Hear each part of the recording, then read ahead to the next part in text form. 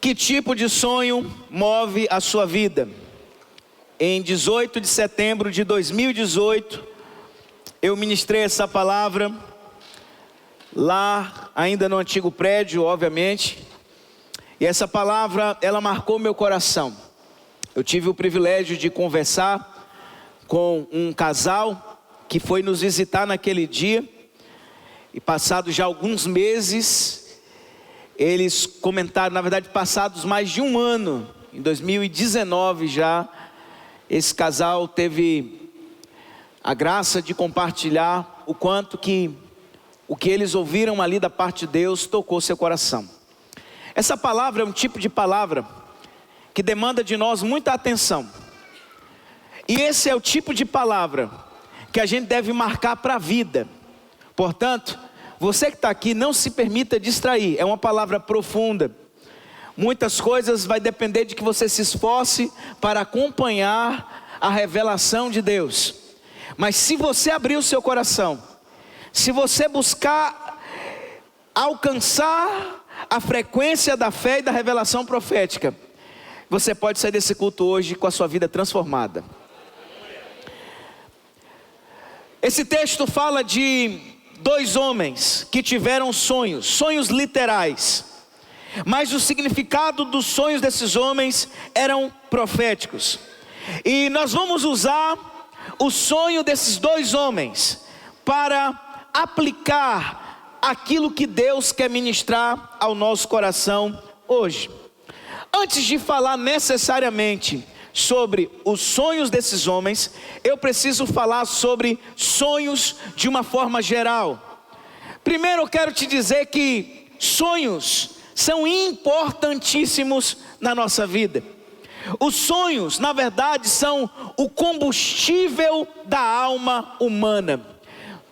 Praticamente tudo que você vê construído e realizado um dia foi apenas um sonho no coração de alguém. Os sonhos alimentam os nossos passos. As pessoas que não sonham não conseguem sair do lugar, elas não conseguem ter nenhuma conquista, nenhum nível de avanço. A sua vida é uma eterna estagnação. E quando eu falo de sonho, para ser um pouco mais específico, não necessariamente eu estou falando do sonho de quando você está dormindo e você tem um sonho com alguma coisa. Quando eu falo de sonho, eu estou falando de projeto pelo qual a gente dá a vida.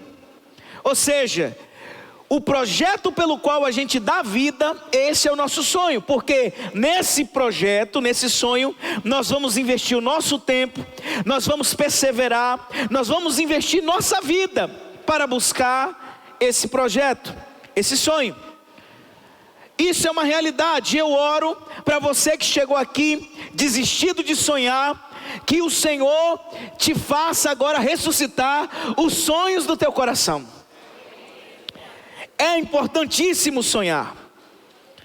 Mas o que muita gente não fala, e nós, por um tempo, nós ouvimos tantas pregações falando sobre sonhos, mas o que muita gente não fala é que não basta sonhar.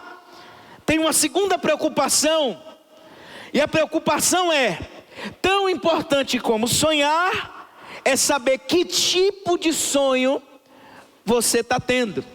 Que tipo de projeto de vida você está se empenhando? Ou seja, no que você está investindo sua vida, seu tempo, seus talentos, seus recursos? Porque, por mais que um sonho seja legítimo, dependendo desse sonho, esse sonho pode te conduzir à morte.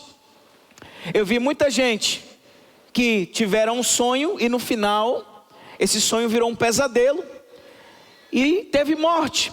Quantas pessoas que tiveram sonhos e por causa dos sonhos que diziam ser bons sonhos, morreram espiritualmente? Quantas pessoas tiveram sonhos e morreram emocionalmente, estão com todo tipo de doença emocional? Quantas pessoas foram perseguir sonhos e enterraram seus ministérios? Infelizmente também, quantas pessoas foram perseguir sonhos e esqueceram-se da sua própria família, acabou com a sua própria família. E, por fim, quantas pessoas foram atrás de um sonho e acabaram literalmente tendo até a morte física? Tem muita gente dentro e fora da igreja que está vivendo um sonho de morte. Por outro lado, assim como tem esse sonho de morte, há também os sonhos que dão para a vida. Sonhos que é o próprio Deus que plantou no nosso coração. Sonhos que foram abençoados pelo Senhor. E ainda que tenhamos que trabalhar muito, talvez muitos anos, talvez uma vida inteira, esses sonhos devem ser perseguidos. É nesses sonhos que devemos empenhar a nossa vida, porque no fim você vai dizer: valeu a pena. É um sonho que vai trazer realização, plenitude. Então, diante dessa revelação de Deus, desses dois homens, eu não sei se você prestou atenção, um copeiro e um padeiro. Esses dois homens tiveram sonhos, e nós vamos usar de forma ilustrada o sonho desses homens, porque é no sonho desses homens que nós vamos poder traçar características do que é um sonho que no final você vai dizer: valeu a pena, ou no final vai dizer: eu acabei com tudo. Sonhos que dão para a morte e sonhos que dão para a vida. Antes, eu quero te mostrar algumas semelhanças. É o primeiro tópico dessa palavra. O que aqueles homens têm a ver comigo e com você? Se eu disser para você que nós somos esses dois homens, nós temos tudo a ver com esses dois homens, e eu te digo por quê. Primeiro, aqueles homens estavam presos. Repitam comigo: eles estavam em prisões. Ixi, meu Deus do céu, sangue de Jesus tem poder. Repita comigo: eles estavam em prisões. Glória a Deus. Eu peguei muita gente desprevenida. Eles estavam em prisões por causa das suas ofensas. No versículo 1, vai dizer, do 1 ao 8, vai fazer uma introdução da história desses homens, em que vai dizer que por causa da ofensa que esses homens fizeram a Faraó, eles estavam em prisões. A primeira coisa que eu preciso te dizer é que há um paralelo muito específico, porque assim como aqueles homens com suas ofensas ao seu senhor Faraó foram colocados em prisões, toda a humanidade, por causa da ofensa de um só homem, também entrou numa prisão espiritual chamada pecado. O apóstolo Paulo, na carta aos Romanos, diz: pela ofensa de um só homem veio o pecado na vida de todos. Então nós somos esses homens que estavam presos por causa das suas ofensas. Outra característica que nos assemelha a esses homens é que mesmo nas prisões eles conseguiram sonhar. Isso também nos leva a entender que mesmo que estejamos numa condição de prisão espiritual, mesmo assim somos capazes de sonhar. E te digo mais: é só através desses sonhos que nós podemos sair de uma condição para outra. Terceira semelhança: os sonhos daqueles homens trouxe perturbação a eles, até que eles ganharam o significado daqueles sonhos. E eu percebo que isso acontece na vida de muita gente. Aqueles dois homens estavam sem paz. Se você prestar atenção, eles estavam agoniados. Quando José chegou na prisão, o semblante deles era de pavor. E eu te digo o seguinte: é um paralelo perfeito com a vida de muitos aqui.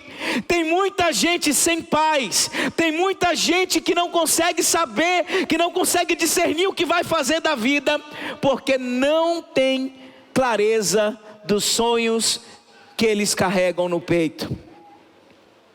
E a última semelhança é que só Deus pode dar sentido aos nossos sonhos. E para isso, Ele usa pessoas.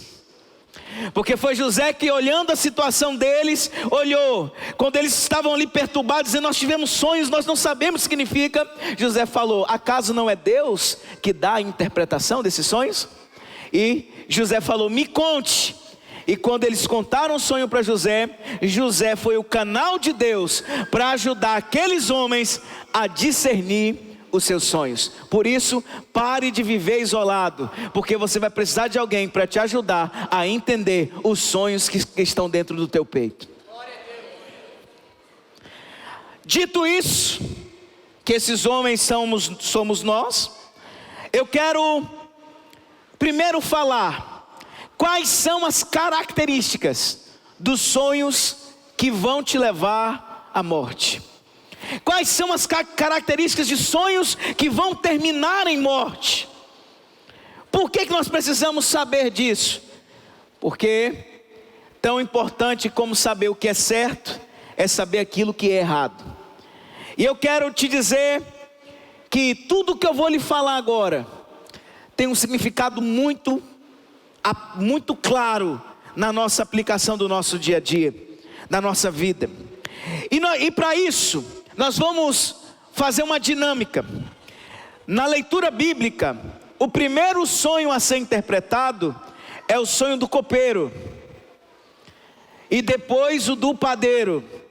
Mas por uma razão que você vai entender logo depois, nós vamos inverter a ordem. Nós vamos começar pela interpretação do sonho do padeiro primeiro.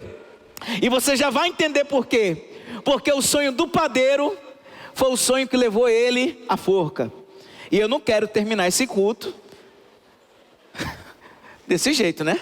Então eu vou começar com o ruim e depois eu vou falar o bom. Tá bom assim para você? Amém. Características dos sonhos que terminam em morte. Primeira delas, no verso 16, o padeiro diz assim: vendo o padeiro-chefe que a interpretação do sonho era boa, ele olhou a interpretação do sonho do copeiro e disse: vou contar o meu também. Disse a José: eu também sonhei. E olha como ele começa dizendo: eis que 3 cestos de pão alvo estavam sobre a cabeça. Olha o que eu quero falar com você aqui. Primeira característica de sonhos que vão terminar em morte: quando o seu sonho se baseia na sua própria capacidade. Quando os nossos sonhos estão baseados, o nosso projeto de vida está baseado naquilo que nós podemos fazer, sabemos fazer, isso é um perigo. O sonho do padeiro era sobre ele mesmo, porque ele sonhou com quantas cestas de que, gente? As 3 cestas eram de que, gente? Quem faz pão? O padeiro. Então os seus, a chuva de Deus para selar essa noite. Então o sonho daquele homem, preste atenção, era centrado na sua própria pessoa. Era centrado no fruto da sua própria habilidade. E eis aqui o primeiro grande erro de muita gente. Muitos de nós achamos que a nossa vida só vai valer a pena se a gente estiver apostando na nossa capacidade. Ou seja, é isso que eu sei fazer, então é só isso que Deus espera de mim. Ou seja, isso vai nos dizer o seguinte: Deus, se eu sou um padeiro, a minha vida vai girar em torno daquilo que eu vou produzir, e isso é o engano. A gente pode se tornar podemos nos tornar pessoas soberbas, quando a gente coloca as nossas expectativas somente, grave esse somente, naquilo que a gente pode fazer. Ou seja, se tudo que você busca pode ser conquistado somente pela sua força, você está no sonho errado. Se tudo que você busca na vida está dentro do quadrado da sua própria capacidade, o seu sonho é um sonho errado. Eu quero te dizer o seguinte, meus amados irmãos: entenda que os sonhos de Deus para a nossa vida sempre vão nos empurrar para um lugar onde vai ser necessário depender dele. Prove isso na Bíblia. Se você leu a Bíblia, você vai entender. Deus ia mandar um dilúvio sobre a terra, e ele escolhe um homem para construir um barco de madeira. Me diz, irmãos, o que era mais fácil? Com quem era mais fácil Deus contar com esse projeto? Um agricultor ou um carpinteiro? Um marceneiro ou um agricultor? Marceneiro, carpinteiro. Mas Deus olha para um homem chamado Noé. Noé era um agricultor, e Deus usa um homem chamado Noé para empreender um projeto de salvar a sua própria família. Noé teve que buscar de Deus habilidade para construir algo novo. Quando nós olhamos para o patriarca da fé, um homem chamado Abraão, Deus queria lançar na terra uma nova nação, um povo escolhido. O que era mais fácil para levantar uma nação? Escolher um casal novinho, 18 e 18, Romeu e Julieta, férteis, uma vida inteira pela frente, e dizer: eu escolho vocês, vocês estão novos, vocês vão ter 1, 2, 3, 4, 10, 15, 20, 25 filhos, e vai ser rápido o meu projeto. Mas aí Deus olha para um homem que já está na casa dos 80, uma mulher que já está na casa dos 70, e eles vão progredindo em idade, e a coisa vai ficando impossível. Mas foi com esse homem que Deus estabeleceu uma nova nação, seu povo na terra, a saber, o pai da fé, Abraão. Com isso eu estou tentando te dizer, estou me esforçando para tentar que você entenda que, embora você tenha uma profissão, o seu sonho não deve estar respaldado somente nas habilidades, nas suas capacidades naturais. Mas quando Deus coloca um sonho no seu coração, Ele vai te empurrar para fora daquela zona de conforto, para fora daquele quadrado, e vai dizer: eu tenho um sonho na tua vida e você vai depender de mim. E você vai ter que depender de mim. Deus chama um homem chamado Moisés, um homem pesado de língua, para ser interlocutor dele contra a maior autoridade na terra naquele tempo, que era Faraó. Deus chama um menino chamado Jeremias e levanta ele como profeta. Deus chama também um garçom, um homem que servia, chamado Neemias, para dirigir a reconstrução dos muros de Jerusalém. Deus chama pescador. Com isso eu estou tentando que você entenda e capte essa revelação. Talvez não é porque você é um padeiro que o seu sonho tem que ser com pão. Pode ser que Deus tenha uma coisa que te leve para fora da caixinha, te leve a depender daquilo que Ele tem na sua vida.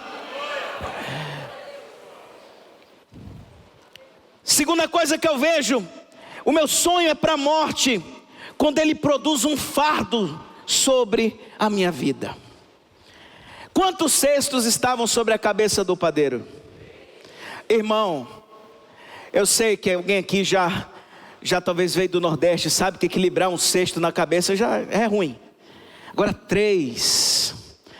Um dia eu vi um vídeo, o cara carregando um botijão de gás na cabeça, melancia, e andando de bicicleta. É uma arte isso. Mas o caso desse homem, eu quero que você imagine a cena, irmão. Cria a cena aí, o padeiro está com 1, 2, 3 cestos sobre a cabeça. Você acha que estava fácil? Não. Então escute o que eu vou te dizer. Se o seu sonho está te sobrecarregando, se o seu sonho está te oprimindo, se a sua cabeça está pesada com aquilo que você mesmo produz, cuidado, isso aí vai te levar para a morte. Talvez você pense sem uma explicação adequada: será que eu não vou ter que me esforçar por um sonho? Claro que sim. Porém, um sonho não pode te oprimir. Um sonho não pode ser um fardo. Um sonho não pode te tirar o sono. Todo sonho tem a ver com preço, mas não tem a ver com peso. Nós precisamos entender que talvez aquilo que você tanto queria, e você diz: alcancei, mas hoje aquilo que você tanto queria rouba o teu sono, rouba o seu tempo, você não tem paz. Cuidado, isso aí pode dar em morte. Isso pode dar em morte. Porque o convite de Jesus é o contrário. Mateus 11, 28. Vinde a mim, você que está cansado e sobrecarregado, que eu vos aliviarei. Outra característica de um sonho que dá para a morte: Olha o que ele diz. No cesto mais alto, ou seja, no terceiro, lá em cima, havia todos os manjares de Faraó. Arte de padeiro. Todo mundo repita comigo no 3, arte de padeiro. 1, 2, 3, arte de padeiro. Olha que interessante isso aqui. Você sabe que um sonho vai dar em morte? Quando aquele sonho é para mostrar o que a pessoa sabe fazer. Isso é lindo. Eu vejo algumas pessoas chegando na igreja e dizendo: ai pastor, eu faço isso. E olha, quando eu faço é extraordinário. Eu penso, isso é arte de padeiro.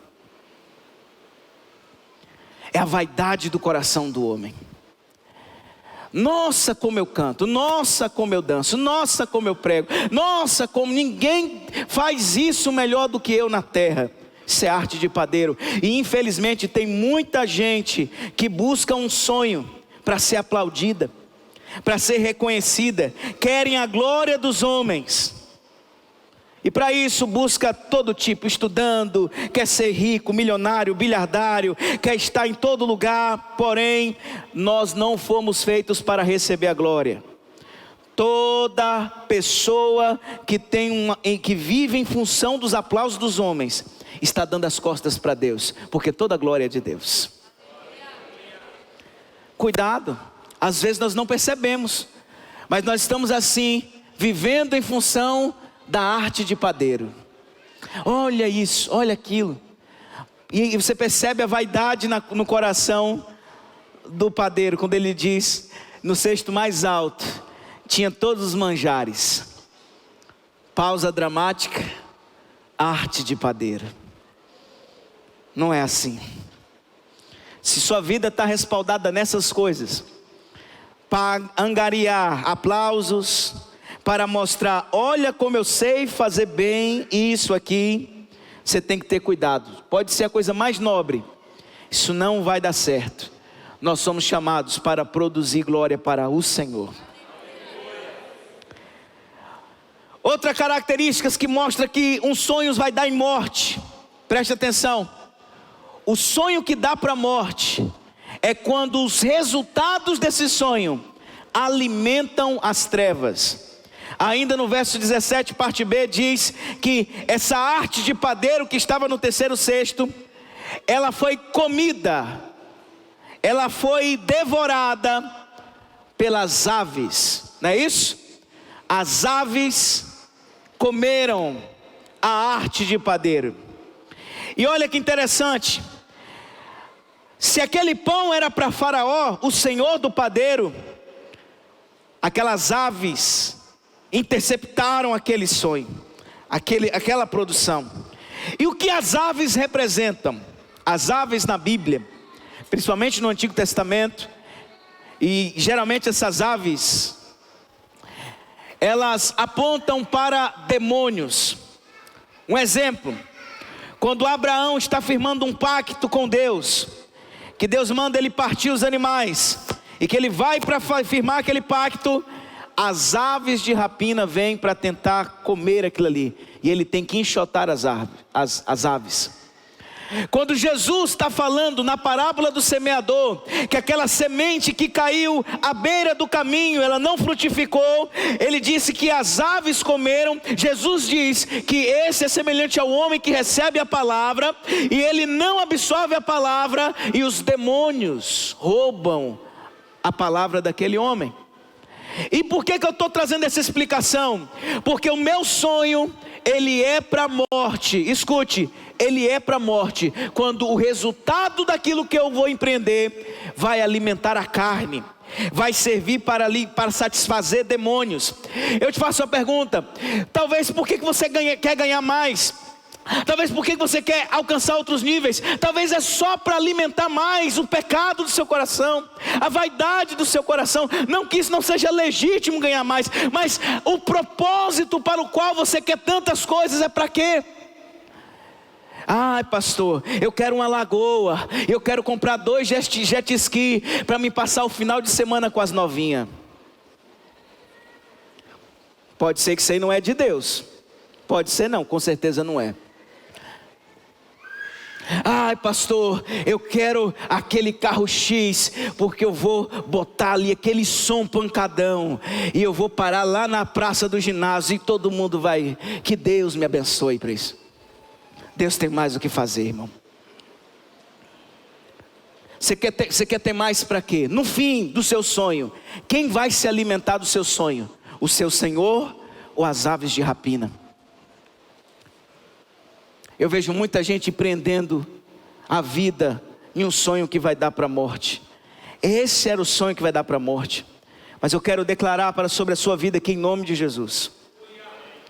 Por favor, se o seu projeto de vida está batendo com alguma dessas características, refaça a sua rota agora no nome de Jesus. Se o seu projeto de vida, se aquilo que você está empenhando sua vida, seu tempo, é somente por coisas que você sabe fazer, está dentro da caixinha das suas habilidades, das suas preferências. Se você percebe que o seu sonho e o seu projeto de vida está produzindo um fardo sobre a sua própria cabeça, esse sonho não é de Deus. Se o seu sonho, o seu projeto de vida está trazendo glória para você mesmo, no fim é você que vai ser aplaudido, no fim é seu nome que vai ser de certa forma exaltado entre os homens. Muda esse sonho, porque a glória é de Deus. E se o seu sonho, tudo que você produzir no final for para alimentar a carne, o pecado, os demônios, sai disso, que esse sonho não vai alegrar o seu coração. Não vai alegrar o seu coração. E por isso eu estou vendo, tem pessoas aqui de tantas faixas etárias, de todas as faixas etárias. Não importa em que fase da vida você está, dá tempo de você mudar de sonho. Dá tempo de você mudar o projeto da sua vida. Você recebe isso no seu coração? Agora vamos ao que realmente importa. Eu quero ser mais enfático nisso. Pastor, já sei o que eu não devo fazer. Agora vamos falar dos sonhos que vão dar para a vida. Quem quer ouvir, diga amém. É o sonho do copeiro, meu irmão. E ele começa no versículo 9. Ele começa a narrar o seu sonho. E a primeira característica, preste atenção, que ele vai narrar no versículo 9, diz assim: então o copeiro-chefe contou o seu sonho a José e lhe disse: em meu sonho havia uma videira perante mim. Diferente do sonho do outro, que era sobre o que ele produzia, o sonho do copeiro não era sobre o que ele produzia, não era sobre o que ele podia fazer, não era sobre ele mesmo. O sonho daquele homem era sobre outra pessoa. Você sabe que o sonho que vai dar para a vida, grave isso no seu coração, é o sonho onde Cristo é o centro desse projeto. Nós estamos vendo muitas pregações para engrandecer o homem, para fazer o homem adquirir isso e aquilo. Mas deixa eu te dizer, você pode ser o mais bambambam dessa terra. Deus pode ter isso para a sua vida, de você ter muitas conquistas nessa terra. Mas isso só vale a pena se Cristo for o centro do seu sonho.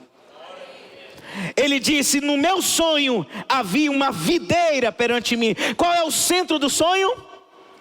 É claro que no sonho do padeiro era sobre os seus cestos, sobre o que ele podia fazer, estavam sobre a cabeça dele, era a arte do padeiro, era tudo sobre ele. E no fim as aves comeram tudo. No sonho do copeiro já começa diferente. O sonho não é sobre mim, havia uma videira sobre mim. E quem é a videira? João capítulo 15 versículo 1, Jesus disse: eu sou a videira verdadeira. O sonho desse homem apontava profeticamente para o próprio Cristo. Meus irmãos, os sonhos que nos levam à vida e ao propósito são aqueles sonhos onde nós mesmos não somos o centro, e tudo vai acontecer, tudo que vai suceder na nossa vida vai ser resultado do nosso relacionamento com a videira verdadeira, que é Jesus. Então, já estou aqui furando o seu peitinho estufado. Não é sobre você, é sobre Jesus. Se você veio nesse culto querendo uma palavra, o que eu vou fazer? A minha vida, a minha casa, meu projeto, você pode ir embora agora, porque nós queremos falar que tudo que você precisa está numa pessoa chamada Jesus Cristo. Se Jesus é o centro, todas as coisas vão se encaixar nesse lugar. E nós precisamos ter esse entendimento. Irmãos, eu quero te fazer uma pergunta. No seu sonho, onde está Jesus? Não, pastor, eu estou estudando, eu vou me formar. Pastor, eu estou empreendendo, eu vou comprar isso. Aí eu estou esperando a hora onde Jesus vai entrar nesse projeto. Pergunta para o teu vizinho, onde é que Jesus está no teu projeto de vida? Aí alguém vai dizer, não, Jesus só vai me abençoar. Ele vai me abençoar, Ele vai abrir as portas para mim. Quando eu tiver, aí virou isso, Jesus virou um capacho na vida de muitos, mas não é assim. Um sonho que dá para a vida é um sonho onde Jesus é o centro e tudo se encaixa em volta da videira. Alguém está entendendo aqui o que eu estou falando? Meus irmãos, será que Cristo só tem ocupado um papel de coadjuvante, um ajudador, um abençoador, que você só se lembra no domingo? Na segunda, onde está Jesus no teu dia a dia? Na terça, onde está Jesus na tua trajetória? Para 2023, onde Jesus está no teu projeto? Por isso eu quero te dizer, refaça agora. Se Ele não está no centro, mude agora tudo, dá tempo. Ainda estamos em janeiro, em você dizer, nesse ano da transformação, eu não vou estar no meio, no centro do projeto. Jesus, é tudo sobre o Senhor, e o que o Senhor quiser fazer na minha vida, é esse sonho que eu quero viver. Levante a sua mão, permita que Jesus seja o centro do seu sonho, e no fim, você vai dizer, valeu a pena, valeu a pena, valeu a pena. Se alguém aqui crê, alguém aqui recebe, diga amém.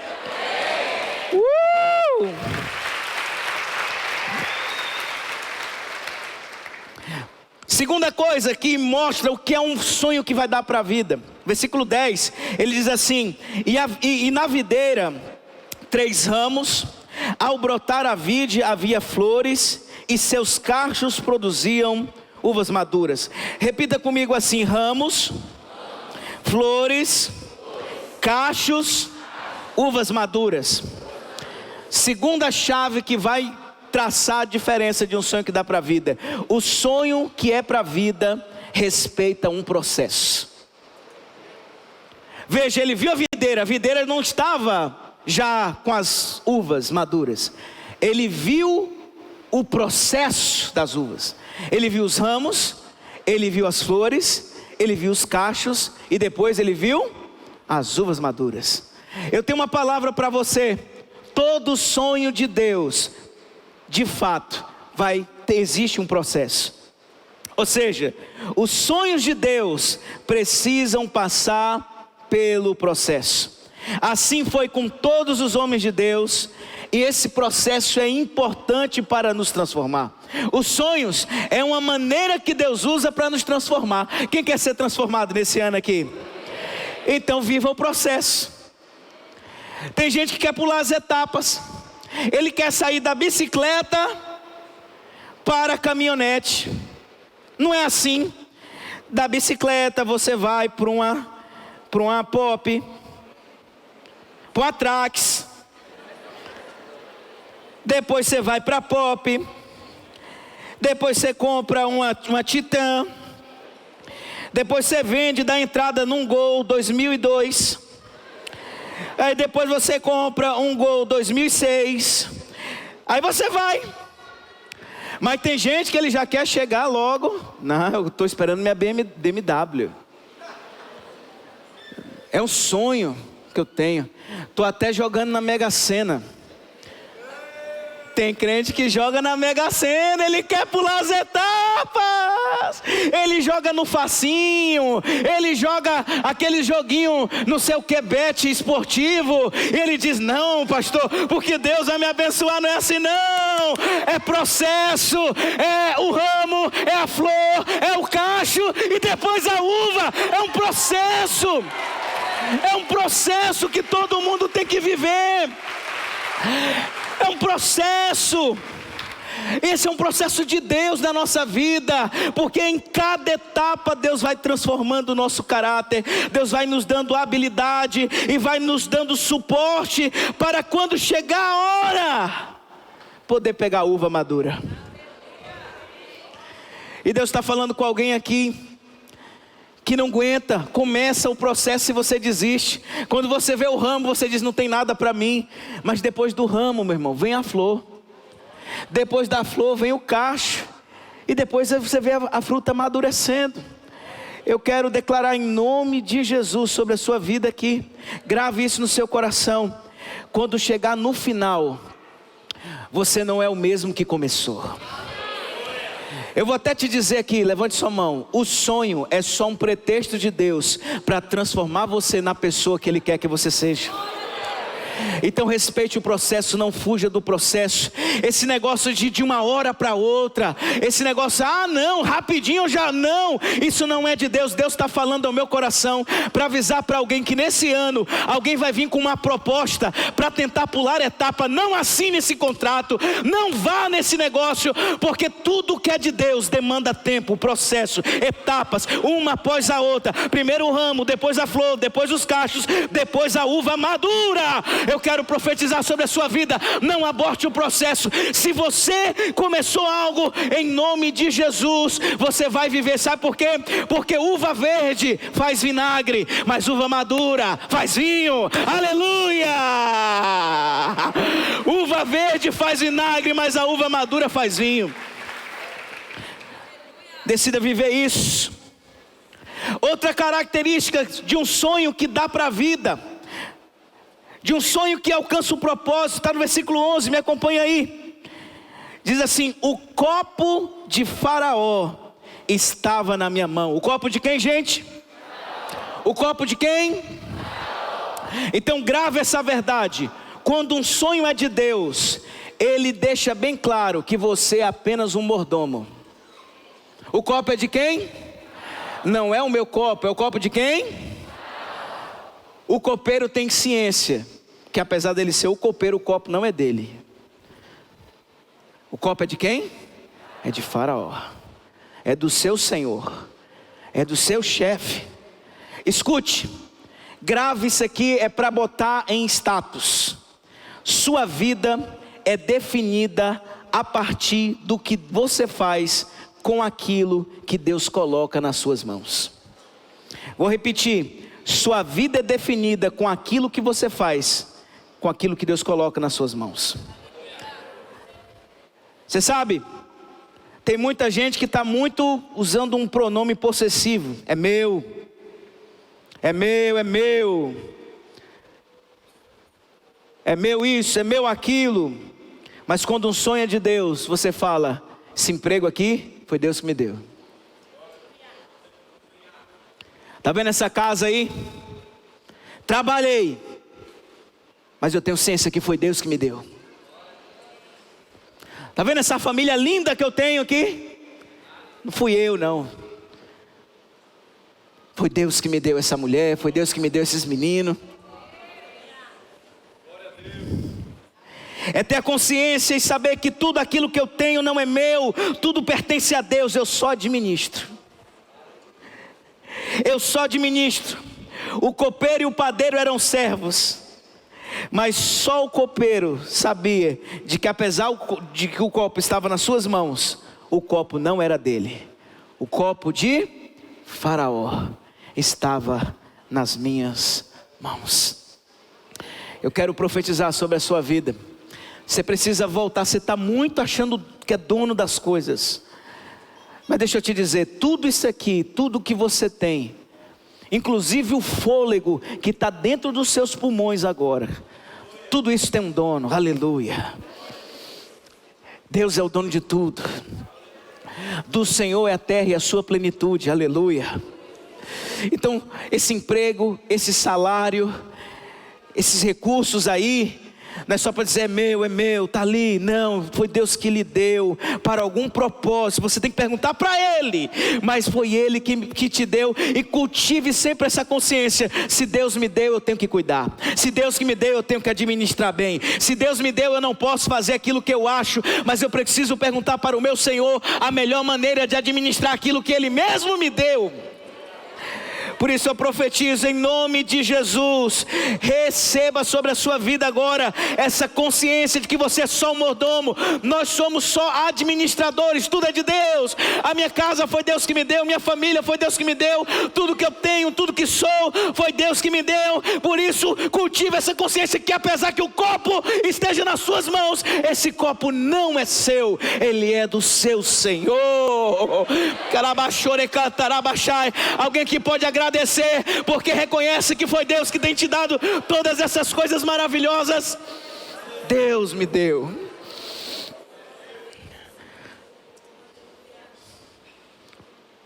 Outra característica que mostra que o sonho que eu tenho é para a vida, é que quando o meu sonho é para a vida, o meu esforço se baseia no que Cristo fez por mim.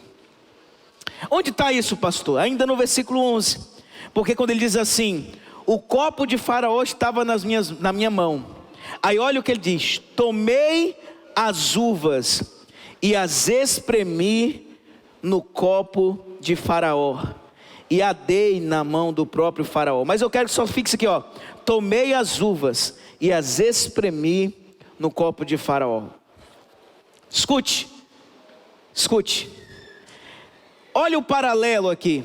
O padeiro estava ocupado com um pão que ele mesmo fez. O copeiro estava ocupado com o fruto que a videira produziu. Há uma diferença enorme aqui. O que isso significa? Preste atenção. Isso mostra que tudo que Cristo fez por nós, nós devemos espremer, investir esforço, fazer disso algo que vai abençoar a vida dos outros. Vou ser claro. Quem foi que morreu para nos dar a salvação? Mas quem é que anuncia a salvação para as pessoas? Quem? Jesus não. Ele disse, vai você, pregai o evangelho a toda criatura. Na cruz ele deu a uva. Nós precisamos pegar a uva e espremer. Jesus morreu por você. Quem foi que pagou o preço para que as enfermidades fossem retiradas da vida do homem? Mas quem é que ora pelo enfermo para que ele seja curado? Eu pego o fruto e espremo. Por isso eu quero declarar sobre a sua vida. Se no seu sonho não tem espaço para espremer as uvas, se no teu sonho não tem espaço para pegar o que Cristo fez por você e abençoar a vida de alguém, sai desse sonho enterrado. Mas se no seu sonho você vê você pegando a obra da cruz e abençoando as pessoas, eu pego o que Cristo falou, eu pego o que Cristo fez, eu levo o evangelho, eu cuido de alguém, eu vou abençoar alguém, eu vou ganhar uma alma, eu vou consolidar alguém, eu vou pregar o evangelho. Alguém está doente, eu vou orar por ela, eu vou pegar a obra da cruz, o fruto da videira e vou espremer, e vou fazer daquilo, vou investir o meu esforço, vou investir o meu tempo, vou investir os meus recursos, porque já que a videira me produziu esse fruto, eu vou espremer. Ei, meu Deus do céu, desperta os crentes que estão aqui, que estão acostumados a viver num berço esplêndido, dormindo, só ouvindo falar de promessa. Mas Deus está te levando a, nesse ano de 2023, falar, meu filho, eu tenho muito fruto, agora você tem que espremer, agora você tem que pegar o que eu fiz, pega o que eu falei e ministra na vida das pessoas. Fruto da videira. Eu percebo, por fim, a última coisa, ainda no verso 11, diz assim: o copo de Faraó estava na minha mão, consciência de mordomia. Tomei as uvas e espremi no copo de Faraó, investi esforço naquilo que Jesus fez por mim. E termina dizendo assim: eu espremi no copo de Faraó, e o que ele fez? E o dei na própria mão de Faraó. Essa é para fechar. O sonho ele é para a vida quando o sucesso, o êxito desse sonho é para a satisfação do meu Senhor. No fim do sonho do copeiro, foi o faraó que experimentou o resultado final do sonho. E faraó aqui, diferente de toda outra aplicação bíblica, ele é um paralelo com o nosso próprio Senhor Jesus. Por quê? Porque nós temos um relacionamento com Jesus, assim como aqueles homens tinham um relacionamento com o faraó. O que isso significa? Grave no seu coração, preste atenção. Se o seu sonho, o seu projeto de vida é para a satisfação do seu Senhor, esse sonho vale a pena ser vivido. Agora, se é para no final dizer, eita, que coisa boa, olha a minha vida, olha isso tudo para mim, talvez esse sonho aí nunca vai satisfazer você plenamente. Mas no fim do sonho do copeiro, o seu Senhor foi agraciado em beber daquele vinho, daquele suco que aquele copeiro entregou. Eu concluo olhando para a vida de dois homens. Preste atenção. Ambos tiveram experiências parecidas, porém cada um tomou o seu caminho. Preste atenção. O primeiro homem é Salomão. Salomão começou bem, começou orando. Salomão também teve uma experiência com Deus, mas Salomão se entregou a uma vida de seu próprio prazer. Casou com 1000 mulheres. Foi o homem mais rico que já passou pela face da terra. E ele mesmo diz: eu não neguei a mim bem algum que meus olhos quiseram. Então ele experimentou de tudo, ele provou de tudo que tinha na terra. E no fim da sua vida, no livro de Eclesiastes, ele diz: tudo é vaidade, não tem graça. Nasce o sol, põe o sol. É um relato depressivo sobre a vida. Sabe por quê? Porque Salomão investiu sua vida no sonho errado. Começou bem, depois se perdeu. Entrou em julgo desigual. Agora me diga, se o homem mais sábio da terra se deixou levar por julgo desigual, você, meu irmão, que não sabe um versículo da Bíblia, não vai cair por causa desse relacionamento aí. Sonho errado. Agora o outro homem começou com um sonho errado. O nome dele é Saulo. Religioso, fervoroso, perseguia os cristãos, queria matar os crentes, consentiu com a morte de Estevão. Mas um dia no caminho para Damasco, ele encontrou com Jesus. E depois ele decidiu viver em prol de Cristo. Cristo se tornou o centro da sua vida. Filipenses, no capítulo 3, do 1 ao 5, ele vai dizer: tudo aquilo que eu considerava lucro, agora eu considero como perda, esterco, comparado a conhecer Jesus. E ele gastou sua vida na missão de pregar o Evangelho. Foi perseguido, foi apedrejado, sofreu naufrágio, foi picado por uma víbora. E no fim da sua vida, prestes a ser condenado em Roma, ele faz o relato da sua vida. Em 2 Timóteo, capítulo 4, do versículo 6 ao versículo 8, nós temos o relato desse homem. Projeta aqui para mim. Ele diz assim: quanto a mim, já estou sendo oferecido por libação, e o tempo da minha partida é chegado. Mas ele diz assim: eu combati o bom combate, completei a carreira e guardei a fé. Aí ele diz assim, ó: já agora a coroa da justiça me está guardada, a qual o Senhor reto juiz me dará naquele dia, e não somente a mim, mas também a todos que amam a sua vinda. Como você quer terminar os seus dias?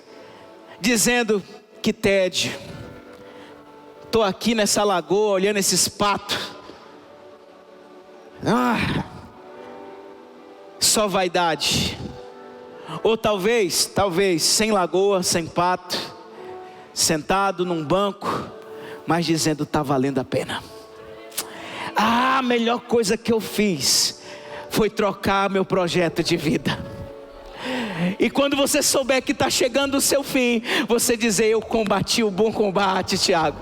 Eu encerrei a carreira e eu guardei a minha fé. Valeu a pena tudo que eu renunciei. Valeu a pena ter trocado e substituído as minhas escolhas, porque eu decidi viver um sonho que me leva para a vida.